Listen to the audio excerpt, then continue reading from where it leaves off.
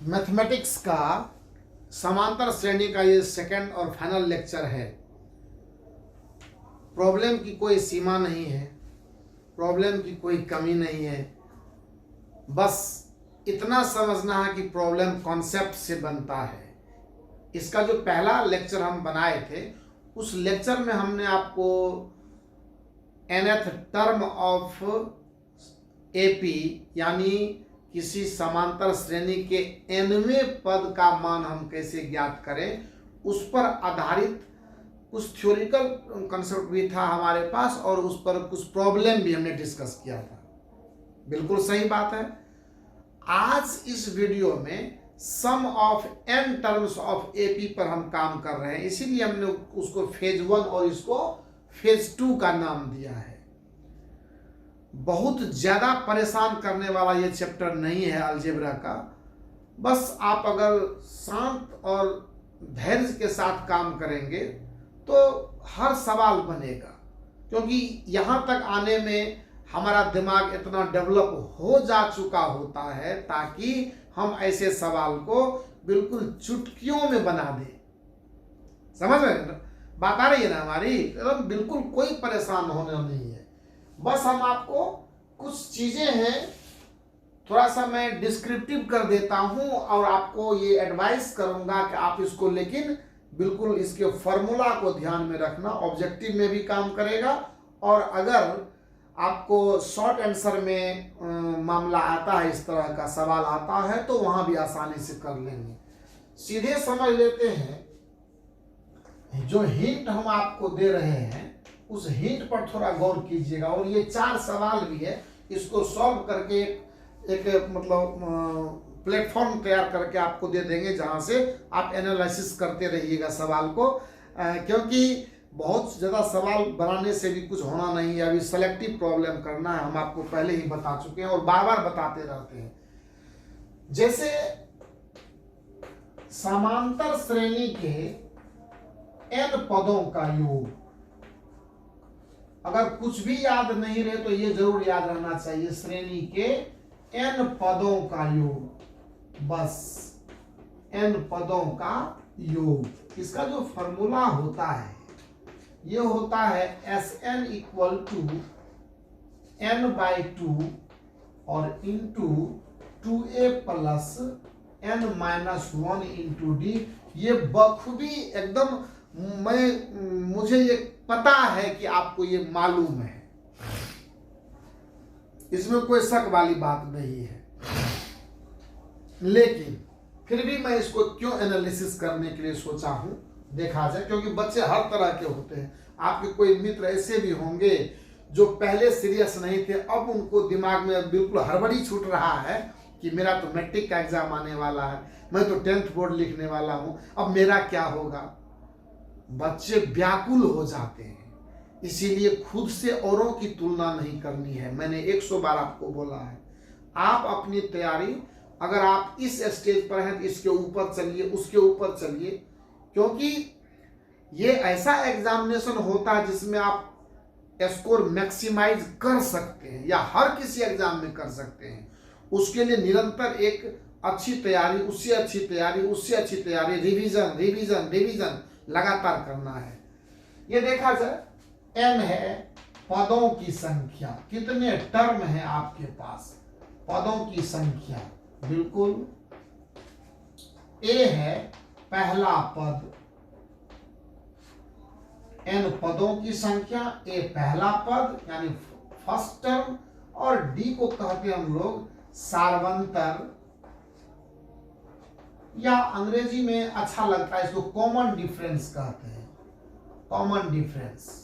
हम तो जनरली यही बोला करते हैं कॉमन डिफरेंस, सार्वंतर, ये इसका नाम है। ये 3 चीज ही सारा खेल करता है और Sn n पदों का योग है।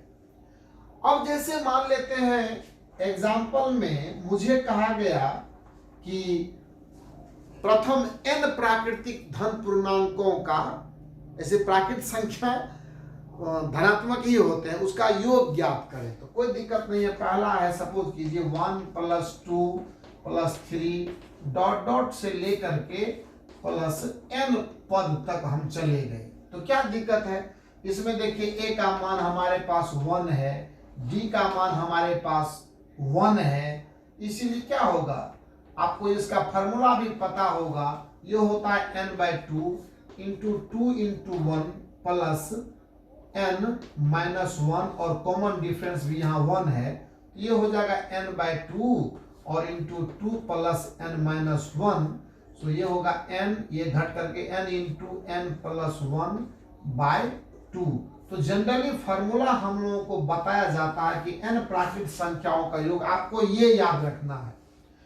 और ये तो क्या पूछेगा, फिर भी क्या पता, जब यहाँ पर इतने आसान आसान सवाल आ जाते हैं तो ये क्यों नहीं पूछ सकता, पूछेगा तो जवाब देंगे, कौन सी बड़ी बात है। एक तो ये फॉर्मूला आपको याद रखना है, रिमेंबर, है ना। और अगर आपको है पहले से तो बहुत अच्छी बात है, आपके लिए शुभ संकेत है ये। दूसरा, ये मास्टर फॉर्मूला है, ये सब फॉर्मूले का बाप है, इसको एकदम बिल्कुल दिमाग में रखना है, ये कभी आपके दिमाग से निकले ना, ठीक है। चलिए इसको हम इरेज करते हैं, दूसरा फॉर्मूला पर चलते हैं। और दूसरा फॉर्मूला है, थोड़ा थोड़ा करके सीखते हैं। अब मान लेते हैं कि हमको दिया कि पहले n सम संख्याओं का योग ज्ञात करें, ठीक है। क्वेश्चन आ गया कि पहले n सम संख्याओं का योग ज्ञात करें, बराबर कितना। कोई दिक्कत नहीं, पहले आप समांतर श्रेणी तैयार कर लेते हैं। कैसे होगा, पहली सम संख्या कौन, 2, शुरू कीजिए वहां से, 2 + 4 + 6 + 8 ... n पद तक चले गए, ठीक है। क्या होगा, Sn = n/2 into 2a 2 into 2 plus n-1, और कॉमन डिफरेंस इसमें 2 का आता है, ये आपको मालूम है। तो कितना हो जाएगा, n/2 इंटू 4 प्लस कितना होगा, तो ये कॉमन डिफरेंस तो 4 प्लस यहाँ 2 लगाएंगे ना, तो 4 + 2n-2, तो कितना हो जाएगा ये n/2 इंटू 4 में 2 घटेगा तो 2 बचेगा और प्लस 2n रहेगा, ये इक्वल टू हो जाएगा n/2। और इसमें क्या कर देते, 2 कॉमन निकाल लेते, तो हमारे पास बचेगा n प्लस, देखिए ना 1, यही होगा। अब देखिए ये कैंसिल हो गया, इसीलिए Sn का वैल्यू होगा n इंटू n+1, याद रखिएगा। और मैं पूरी संभावना के साथ, पूरी क्षमता के साथ ये कह रहा हूं कि मे भी इस फॉर्मूले पर सवाल आपको आ सकता है। एक और दे रहा हूं मैं, ये आपने नोटिस कर लिया। अब आते हैं n विषम संख्याओं का योग, सम संख्या को हटा करके क्या लेते हैं, विषम संख्या का योग लेते हैं। ये आपने स्क्रीनशॉट ले लिया होगा, ले लेंगे आप जब भी आपको जरूरत लगे। इसका फॉर्मूला पर ध्यान देना। आइए फिर क्वेश्चन है कि पहले n विषम संख्याओं का योग ज्ञात करें। संख्याओं का योग कितना होगा, ये हमसे पूछा। क्या करें हम, फिर से एक बार 1 + 3 + 5 ... अप टू n पद तक।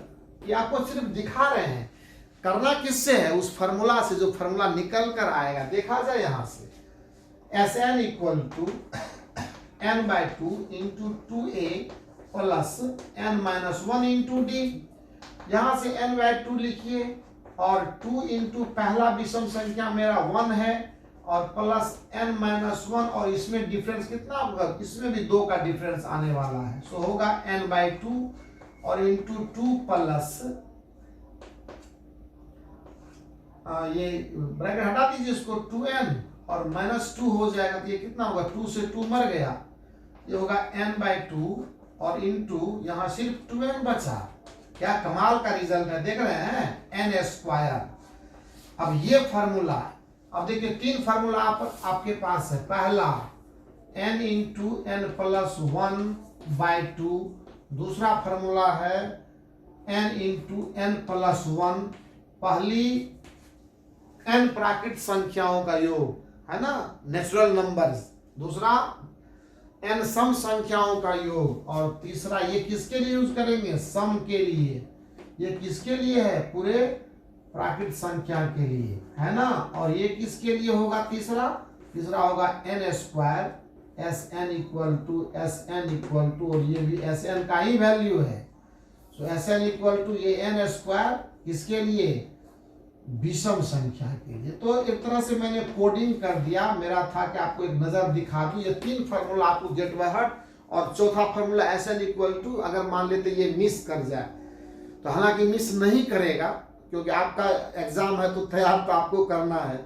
एलन अकेडमी 24 तो आपको सिर्फ हेल्पलाइन के तौर पर काम करता है। एक बात हमेशा याद रखिएगा, दुनिया की कोई भी ताकत आपको सर्वोत्कृष्ट ऊंचाई पर नहीं पहुंचा सकती। कोई आपको इंजीनियर नहीं बना सकती, डॉक्टर नहीं बना सकती, आपको 400 पार नहीं करवा सकती। तो फिर मैं क्या कर रहा हूं, मैं मार्गदर्शक हूं, है ना। हमारा काम है आपको माहौल देना, आपको मार्गदर्शन देना। चलना आप ही को है, क्योंकि आपको 400 प्लस में स्कोर लाना है। याद रखिएगा हमेशा, हम बेबाकी से बात करने वाले हैं, इसीलिए कभी ऐसा इस गफलत में नहीं रहना कि आप नहीं पढ़ेंगे तो आपको, मैं तो देख ही रहा हूं बहुत तगड़ा जो है आपका फीडबैक नहीं आ रहा है। इसका मतलब है कि आप अभी भी मेहनत करने में पीछे रह रहे हैं, और मैं आपको बता रहा हूं आपको झटका लग जाएगा। मेरी भी बात जो वो झूठी निकल जाएगी, पर मैं ऐसा चाहता नहीं हूं। मैं चाहता हूं कि हमारे बच्चे एकदम हौसला रखें, मेहनत करें। मैं सच्चाई के साथ हूं और ईमानदारी से आपके साथ काम कर रहा हूं, इसीलिए आपकी भी जवाबदेही है। आप इसको कभी नजरअंदाज न करें और न ही करें, फिर आपको रिजल्ट नजर आएगा। अभी बहुत कुछ करने वाले हैं हम आपके लिए। अब हर बात आज ही बता दूं ये भी जरूरी नहीं है। आपको काम मिल रहा है, आप काम करते चलिए। हमारा गाइडलाइन अब ये नहीं कि 4 सवाल मैंने बता दिया तो 4 ही पर समांतर श्रेणी है। आप इससे मिलते जुलते प्रॉब्लम पे काम करेंगे, क्वेश्चन बैंक पर काम करेंगे, जो भी दिक्कतें आएगी आप कमेंट बॉक्स में लिखेंगे और सबका समाधान होगा। आगे देखते हैं, ये हो गया। अब आइए चलते हैं सीधे वापस सवाल के ऊपर। सवाल में जब आएंगे तो सवाल हर चीज का जवाब देगा। आइए देखिए, सबसे पहला सवाल है 7 से विभाज्य 3 अंकों वाली संख्याओं का योगफल ज्ञात करें। क्या बात है, 3 अंकों वाली संख्या, पहली संख्या। क्वेश्चन नंबर 1 का सॉल्यूशन ध्यान से सुनना है, गंभीरता से समझना है। शर्त क्या है, संख्या 3 अंकों की होनी चाहिए। तो पहली संख्या और अंतिम संख्या आपको खोज करके खुद देना है, ये कुछ भी करके नहीं देगा सवाल आपको। इसने सिर्फ पूछा है कि 7 से विभाजित 3 अंकों वाली संख्याओं का योगफल ज्ञात करें। कितने टर्म आएंगे वो भी हम ही को खोजना है। मतलब सवाल एक लाइन का है, पर सवाल के अंदर सोच है। आइए, 3 अंकों वाली पहली संख्या जो 7 से विभाज्य है, हमको अब देखिए अंकों वाली प्रथम संख्या जो 7 से विभाज्य है, जानते हैं कौन है, 7 से विभाज्य है। अच्छी बात है। पहली संख्या 105 होगी, उससे पहले नहीं है, हमने भी सर्च किया है। इसका मतलब है कि ए का वैल्यू मेरे पास आ गया 105। ठीक है, अब इसमें 7 जोड़ते चलिए, ठीक है, और वो 7 से विभाजित होता जाएगा। लेकिन वो काम करना हमें नहीं है, हमें अंतिम संख्या खोजनी है। अंतिम, ये प्रथम हो गया, ये कौन सी होगी, this is the first term. और अंतिम संख्या, इसको हम लोग लास्ट टर्म बोलेंगे। अंतिम संख्या जो होगी, अब खोजिए 1000 तो आपको क्या हो गया, 4 डिजिट में चला जाएगा। 999 आएगा आपको 3 डिजिट में। 999 में भागा देंगे 7 से तो क्या होगा, कटेगा वो, मेरे समझ से तो कटना नहीं चाहिए। 999, 998, 997, 996, 995, 994 और 993। याद रखिएगा, इसमें से 7 से डिवाइड कीजिए, कितना आता है, 7 का 7 और 2 29, 7 चौक 28, 1 19 नहीं कटेगा। इसमें भागा देते हैं तो 7 का 7 29, 7 चौक 28 और 1 18, ये भी नहीं कटेगा। इसमें देते हैं 7 से, 7 का 7 फिर 7 चौक 28 फिर 17 नहीं कटेगा। 16 नहीं कटेगा। यहाँ पर 15 आएगा, नहीं कटेगा। 14 है, या देख लीजिए मिल गया। 7 का 7 2 9, 7 चौक 28, 1 और 7 2 9 14, ये संख्या कटेगा। इसका मतलब अंतिम संख्या कितना आ गया, 994। दिस इज अंतिम संख्या, यानी अंतिम पद आ गया बस। और जब 7 से विभाजित होने की बात है तो इसका मतलब कॉमन डिफरेंस 7 का ही आएगा। तो डी का वैल्यू आ गया आपको 7। अंतिम पद मालूम है, प्रथम पद मालूम है, कॉमन डिफरेंस मालूम है। तो Tn equal to a plus n minus 1 into d. देखिए कितना कलाकारी से सवाल बनता है। और ये सब क्वेश्चन जो है वो थोड़ा सा दिमाग लगाने वाला है। यहाँ पर लिखिए 994 इक्वल टू 105 प्लस n का पता लगाना है, n माइनस 1 कॉमन डिफरेंस है 7। इसको घटा दीजिए तो 994 minus 105 upon 7 equal to n minus 1। So n का वैल्यू आपको x में 1 जोड़ने पर आ जाएगा। देखा जाए ध्यान से, कैलकुलेशन में थोड़ा फास्ट रहना है, डल की तरह नहीं, थोड़ा स्मार्ट होकर के, है ना।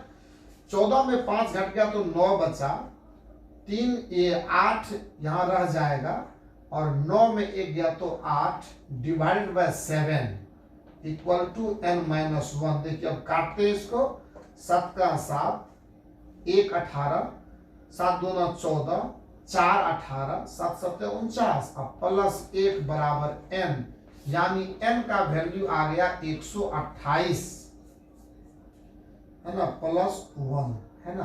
तो ये क्या हो गया, 128 आ गया। यानी टोटल टर्म कितना आ गया हमारे पास, 128।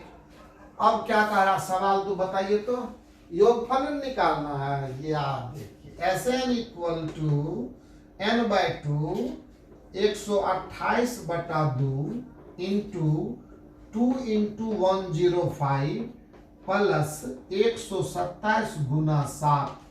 अब कैलकुलेशन करना आपकी जिम्मेदारी है, कैलकुलेशन कीजिए, आंसर लीजिए। मैंने अंतिम तक आपको पहुंचा दिया है। तो ये इतना प्रोसेस करना एकदम कंपलसरी था, नहीं करते सवाल नहीं बनता, कोई उपाय नहीं था। और इसीलिए मैंने करके दिया है कि आप देखो इस सवाल को जो है थोड़ी तसल्ली के साथ, ऐसा नहीं 3 घंटे समय मिलते हैं आपको, है ना।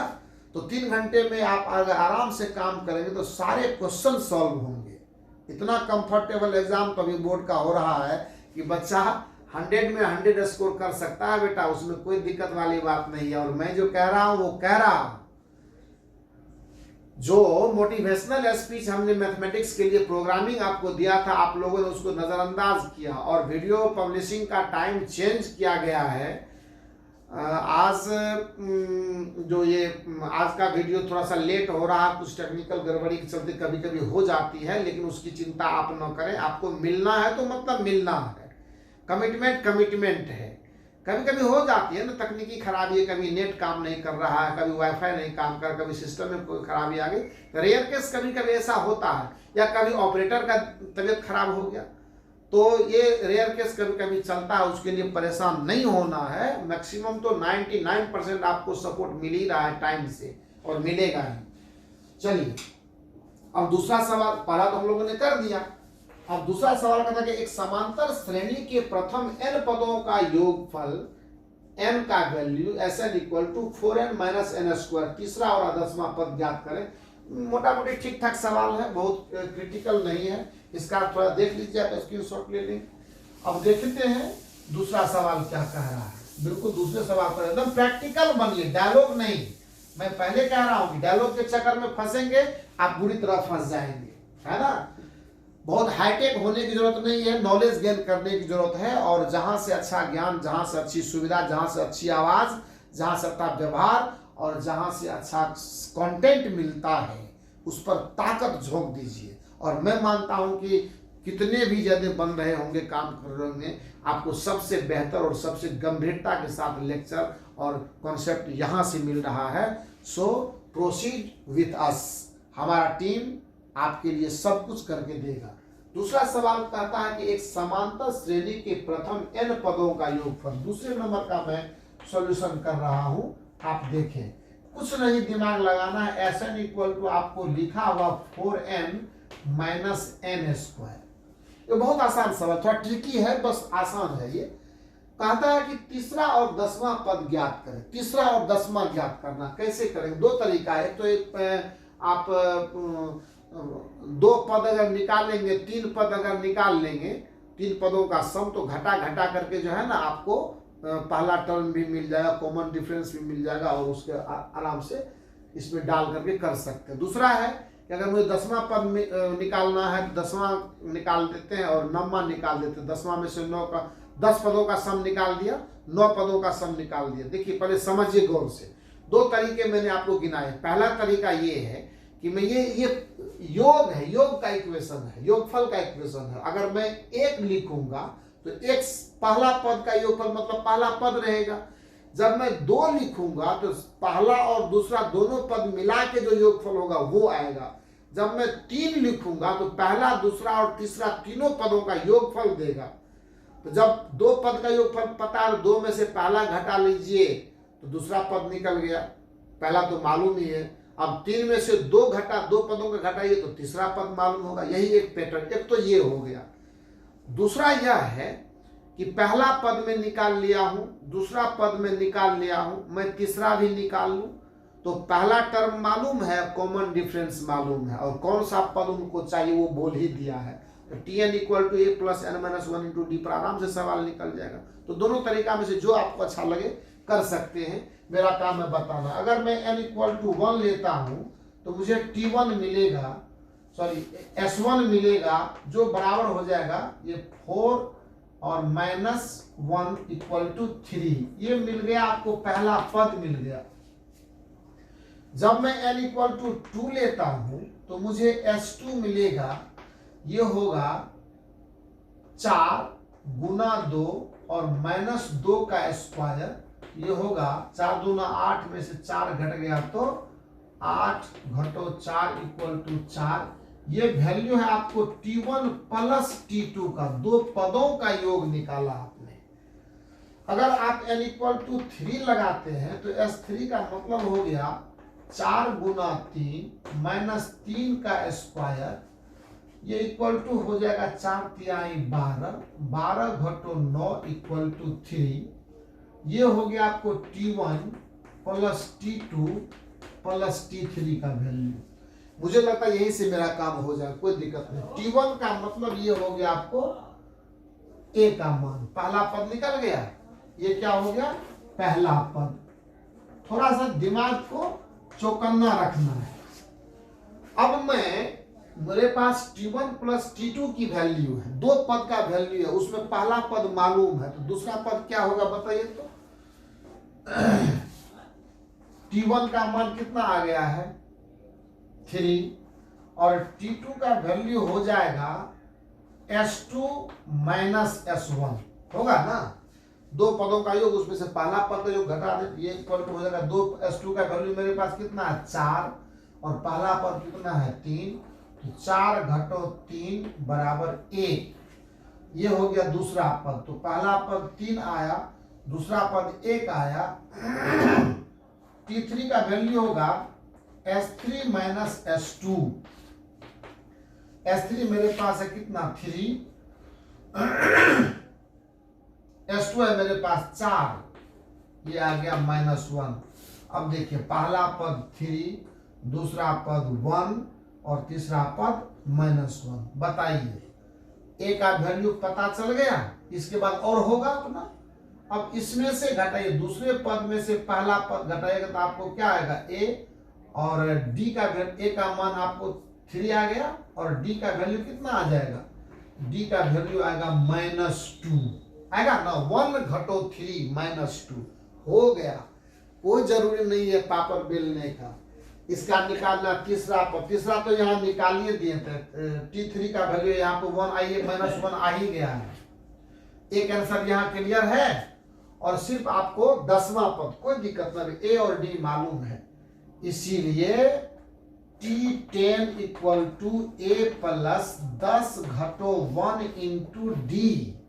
ए का वैल्यू मेरे पास कितना, अपन को ए का वैल्यू 3 है, तो 3 + 9 गुना डी का वैल्यू है -2, तो कितना हो जाएगा, 3 - 18 = -15। आंसर आया ना। कहां से कोई तकलीफ हुई, एकदम मस्ती के साथ हमने आंसर निकाल लिया इसका। पर कैसे किया, यहां से किया, कोई रटने की बात नहीं है। सवाल आपको एकदम जो है सो अच्छे किस्म के बुक से अच्छा क्वेश्चन हमने चुना।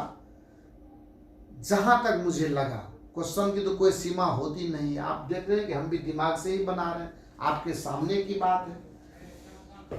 और इसी तरह से लगे रहना, हार नहीं मानूंगा, रार नहीं ठानूंगा, मतलब अपनी एक जिद है कि मैं वहां तक पहुंचूंगा, मतलब पहुंचूंगा, एकदम पहुंचना है। देखिए तीसरा सवाल क्या कहता है, क्वेश्चन नंबर 3। एक बार आप पढ़िए क्वेश्चन नंबर 3 को अपने से। जब पढ़ेंगे तो आपको सब समझ में आएगा तीसरा क्वेश्चन क्या कह रहा है। तीसरे क्वेश्चन में आपको कहा जा रहा है कि किसी समांतर श्रेणी के चौथे और 8वें पदों का योगफल 24 है, इस है, तथा छठे और 10वें पदों का योग 44 है, तो प्रथम 3 पदों को ज्ञात करें। योगफल नहीं पूछ रहा है। इस सवाल में कोई शॉर्ट ट्रिक लगा नहीं सकते, ये लॉन्ग टाइप क्वेश्चन है और इसमें हमको तरीके से जानना ही पड़ेगा। तो चलेंगे, पहला पद मान लेते हैं, कॉमन डिफरेंस मान लेते हैं, जो कहता है वो कर दीजिएगा, ये दोनों सवाल आराम से बनेगा। माना पहला पद बराबर ए, और कॉमन डिफरेंस जो है वो कॉमन डिफरेंस उसका वैल्यू है, जिसको सार्वंतर बोलते हैं, ये है बराबर डी के। ये दोनों चीज जैसे ही हम मान लिए बढ़ते चलिए। अब सवाल क्या कहता है, चौथे और 8वें पदों का योगफल। तो चौथा पद का मतलब T4 + T8 का वैल्यू दिया हुआ है, चौथा और 8वां है जहां लिखा हुआ, इसका 24 है, = 24 है।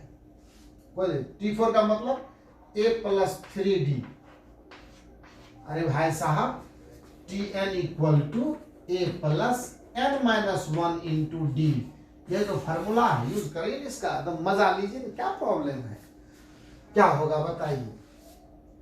प्लस 8वां पद तो A + 7D = 24, यहां से 2A + 10D = 24, 2 कॉमन ले लेंगे, खत्म हो जाएगा। A + 5, 2 से भागा कर दीजिए पूरे इक्वेशन में, 12, ये इक्वेशन नंबर 1 बना लीजिए। अब देखिए सवाल समांतर श्रेणी का है और आ गया इसमें 2 चर वाला रैखिक समीकरण का कंसेप्ट, इसलिए हमेशा हर चैप्टर जरूरी है। जितनी बातें हमने कही है सबकी जरूरत है। ऐसे नहीं कोई आपको 100% मार्क दे देगा, मेहनत भी आपका देखेगा वो। फिर से देखिए आगे, छठे और 10वें पद, पुनः आपका सवाल कहता है क्या, छठा पद तो A + 5D और 10वां पद तो A + 9D। कौन सी बड़ी बात है, A + 5D और A + 9D, या ऐसे कीजिए आपको दिक्कत ना हो, T6 और प्लस T10, इसका वैल्यू 44 लिखा है उसने, है ना, यहाँ पे 44। क्या दिक्कत है? आप शुरू करते हैं कार्यक्रम जैसे यहाँ किए थे, a प्लस 5d और plus a plus 9d equal to 44। अब देखिए a प्लस a कितना होगा, 2a हो जाएगा, और 9 5 14d होगा इक्वल टू 44 आएगा। यहाँ से a plus 7d equal to 22, 2 से फिर डिवाइड करें, इक्वेशन नंबर 2। मुझे लगता है इससे आगे हमसे सॉल्व ना करवाइए तो ज्यादा बेहतर है। इन दोनों इक्वेशन को सॉल्व करेंगे, यानी a plus 5d equal to 12 है और a plus 7d equal to 22 है। कुछ नहीं कीजिए, घटा दीजिए, ये खत्म होगा। 7 में से 5 गया 2, माइनस 2d इक्वल टू कितना, 22 में से 12 घट गया माइनस 10, यानी d का वैल्यू आ गया 5। कितना बढ़िया चीज है, देखिए तो। और d जब 5 आ गया तो a निकाल दीजिए, इसीलिए a इक्वल टू यहीं से उठा लेते हैं। a इक्वल टू कितना हो जाएगा, 12 minus 5d equal to 12 minus 5 गुना 5, 25 में से 12 घट गया तो माइनस 13। पहला पद आ गया आपको माइनस 13, कॉमन डिफरेंस आ गया 5। अब आपको निकालना है कौन सा पद, पर ये प्रथम 3 पदों को ज्ञात करें। प्रथम 3 पद, तो पहला पद तो हो गया, अब उसमें करना क्या है, देखिए आंसर हम लिख देते हैं। पहला पद माइनस 13, इसमें क्या करना, कॉमन डिफरेंस 5 आपको घटाना है, तो माइनस 13 न सॉरी, इसमें पहले पद में कॉमन डिफरेंस को जोड़ना है। 13 में से माइनस 13 प्लस 5 क्या होगा, माइनस 8 होगा। इसमें फिर आपको जोड़ना है क्या, 5, तो माइनस 3 आएगा। यही तो आना चाहिए मेरे समझ से, minus 13 minus 8 minus 3, common difference 5 है ना। पहले पद में कॉमन डिफरेंस जोड़ेंगे, दूसरा पद आएगा, दूसरे पद में कॉमन डिफरेंस जोड़ेंगे, तीसरा पद आएगा। प्रथम 3 पदों को बताइए, इसमें कुछ था, हम तो कहते आधा पर छोड़ेंगे, लेकिन हमसे तो बन गया सवाल। आपका सपोर्ट मिलता है, हौसला है ना, इसीलिए कलम खुद ही आगे निकल पड़ती है। चलिए उसके बाद आइए बात करते हैं इस लास्ट सवाल पर कि ये क्या कह रहा है। ये आपको स्क्रीनशॉट ले, आपको जरूरी नहीं है, आप इसको मैंने एक बेस लाइन दिया, रगड़ दीजिए सवाल को पकड़ के एकदम पूरा धूम मचा देना है सवाल के ऊपर। चलिए लास्ट सवाल का मैं आपको कर देता हूं। एक समांतर श्रेणी के प्रथम 6 पदों का योग कितना है, 42 है ना। इसके 10वें और 30वें पद का अनुपात 1:3 है। श्रेणी का पहला और 13वां पद ज्ञात करें। बस इसका सॉल्यूशन क्या होगा, पहला पद इसमें भी मानना ही पड़ेगा, लॉन्ग टाइप क्वेश्चन है। पहला पद बराबर a और CD जिसको कॉमन डिफरेंस कहते हैं, या सार्वंतर लिख देते हैं। सार्वंतर इसका मान है आपको d। अब क्या करें, समान श्रेणी के प्रथम 6 पदों का योग, प्रथम 6 पदों का योग 42 है। तो क्या करेंगे, तो करेंगे क्या, S6 equal to a plus 6 घटो 1 गुना d, यानी ये 42 equal to a plus 5d। देखिए एक इक्वेशन तो अपने आप आ गए, कहाँ हम लोग कुछ किए। अब फिर कहता है 10वें तथा 30वें पद का अनुपात, सेकेंड लाइन, इसके 10वें और 30वें पद का अनुपात, ठीक है, T10 बटा T30 इक्वल टू 1/3। ये सवाल ही कहा है, हम लोग दिमाग में लगाया। आप क्या करें इस पर, a प्लस 9d और बटे a प्लस 29d,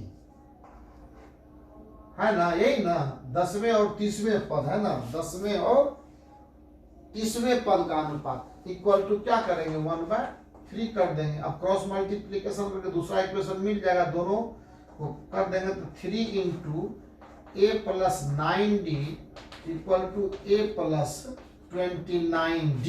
अब कितना हो जाएगा 3a plus 27d equal to a plus 29d।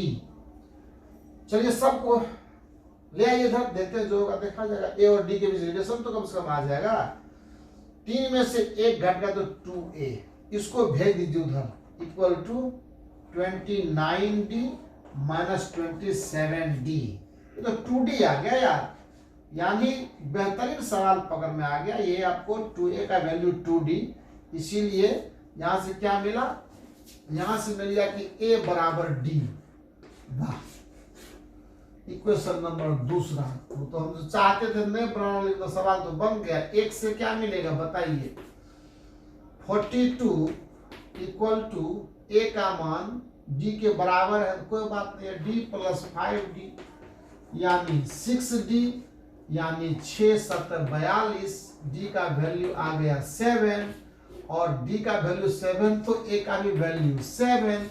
अब क्या मांग रहा है, श्रेणी का पहला और 13वां पद, पहला पद आंसर 13वां पद t13 equal to a plus 13 घटो 1 गुना 7, 7 प्लस 12 7 84, 7 4 11 91। देखिए हम नहीं चाह रहे थे, हम सोचते कि आधा पर छोड़ देंगे, आप कर लेंगे इसको, लेकिन कोई बात। तो कुल मिलाकर के समांतर श्रेणी में जितना सारा काम हमने करके आपको दिया, मैं मानता हूं कि मोर देन सफिशिएंट है जितना आपको चाहिए, क्योंकि ये इतना बड़ा स्ट्रेंथ वाला चैप्टर नहीं है कि इस पर लंबे समय तक हम लोग काम करते रहें। और आपको तो मालूम ही है कि समय की पाबंदी कितनी खतरनाक है, क्योंकि अभी फिजिक्स में भी कुछ काम अभी और रह गया है बाकी, जो मैंने जान करके रखा हुआ है। इसके बाद मैं आपके लिए कुछ और भी नया करने वाला हूं, हो सकेगा संभव है तो कुछ इधर जब केमिस्ट्री, क्योंकि बायोलॉजी में अभी नहीं आया, पर बायोलॉजी की जो तैयारी मैं करवाऊंगा एक नए तरीके से मैं करवाऊंगा और बहुत जल्दी वो भी आने वाला है। उसमें मैं सीधा आपको ऑब्जेक्टिव के पैटर्न से और जो भी सब्जेक्टिव वाली चीजें होंगी, सब्जेक्टिव क्वेश्चन की मैं यथासंभव चर्चा कर दूंगा, इंपॉर्टेंट क्वेश्चन शेयर कर दूंगा कि यहाँ से आपको करना है तो वो होगा, पर होगा सब कुछ। आपको जितना मिल रहा है पर उस पर तैयारी तो कीजिए, उस पर काम तो पहले कीजिए। आप बहुत सारा बोझ अगर आपके सर पर डाल देंगे तो ना ये होगा ना वो होगा, इसीलिए स्लॉट बना बना करके आपको दे रहे हैं, तो इसको पेंडिंग ना करें प्लीज, और इसको कंटिन्यूअस वे में जैसे मिलता है आज का आज देखें, फिर रिवीजन के लिए मैं ही उपाय करूंगा, उसका टेंशन आपको नहीं लेना है। फिर लास्ट में टेस्ट क्वेश्चन वगैरह दे करके मैं आपको टेस्ट करवा लूंगा, ताकि आप अपना क्या परफॉर्मेंस दे रहे हैं वो आपको नेक्स्ट वीडियो में आप कमेंट करके हमको बताएं कि आप कितना ज़्यादा उसमें काम कर रहे हैं। ज़्यादा से ज़्यादा मेहनत कीजिए, क्योंकि आप अकेले एग्ज़ाम नहीं देने बैठे हैं। एग्ज़ाम के लिए आपको मालूम है कि 10 12 15 लाख से कम बच्चे एग्ज़ाम नहीं देते हैं, और उस होड़ में अगर आपको अच्छे रैंक पर आना है, हम लोगों ने तो स्टेट रैंक दिया है अंडर 10, स्टेट रैंक दिया है अंडर 10, तो मैं मानता हूं कि आप भी उस लिस्ट में आ सकते हैं, आपका मेहनत रहेगा। Thank you so much. Unacademy 24 को शेयर कीजिए लोगों में, ये बहुत बड़ा प्लेटफॉर्म बनने जा रहा है।